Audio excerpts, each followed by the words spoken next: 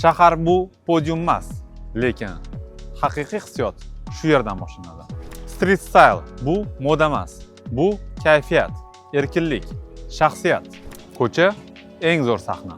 Fon ideal bo'lishi shart emas, u tirik bo'lishi kerak.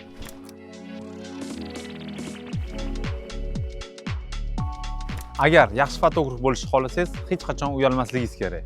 Street style bu harakatni ushlash. Sun'iy pozalar kerak emas. Tabiiy harakatlardan foydalansak, maqsadga muvofiq bo'ladi.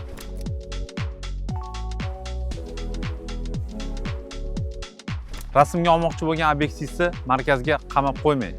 Atrofda shahar ko'rinsin. Shunda kadr hikoya ayta boshlaydi. Yorug'lik va vaqt eng muhim omil. Street fotoda svetni qidirib yurish kerak emas, uni his qilish kerak. Street style kiyimni emas, odamni ko'rsatadi. Emotsiya bo'lmasa, surat ham bo'lmaydi. Street style bu sezish demakdir. Eng yaxshi foto hayotning o'zi.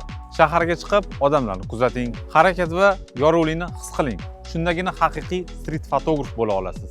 Endi ko'chadagi nastroykalarga keladigan bo'lsak, ISOni minimalni ushlaymiz, ya'ni 100 ga tushirib olamiz.